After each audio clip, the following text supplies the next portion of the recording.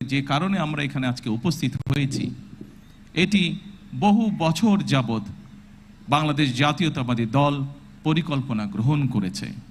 বাংলাদেশের জনসংখ্যার অর্ধেক জনসংখ্যা হচ্ছে নারী।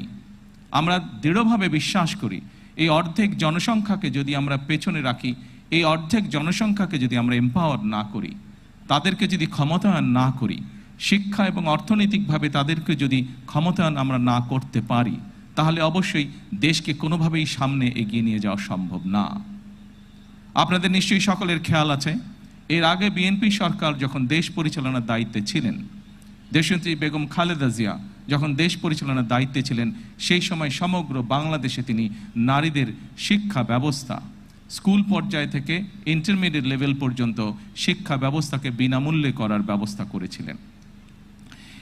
সেই শিক্ষিত নারী সমাজকে আজকে আমরা অর্থনৈতিকভাবে এম্পাওয়ার করতে চাই, অর্থনৈতিকভাবে তাদের সচ্ছলতা গড়ে তুলতে চাই, এবং সেই লক্ষ্যকে সামনে রেখেই বর্তমান সরকার গঠনের আগেই পরিকল্পনা গ্রহণ করেছে কিভাবে নারীদেরকে আমরা ক্ষমতায়ন করব, অর্থনৈতিকভাবে সচ্ছল করে গড়ে তুলব। এবং তারই অংশ হিসাবে আজকে এই ফ্যামিলি কার্ড আমরা সমগ্র বাংলাদেশে পর্যায়ক্রমিকভাবে ইন্ট্রোডিউস শুরু করলাম। আজকে আমরা প্রাথমিক পর্যায়ে আমরা যেহেতু সরকারের কিছু নিয়ম নীতি আছে, আমাদেরকে সেই সকল নিয়ম নীতির মধ্যে দিয়ে আমাদেরকে একটি কাজ শুরু করতে হবে, এবং সেই নিয়ম নীতির অংশ হিসাবেই প্রথমে এক পাইলট প্রজেক্ট করতে হবে। সমগ্র বাংলাদেশে 14টি জায়গায় বা 14টি উপজেলায় এই কাজ শুরু হয়েছে।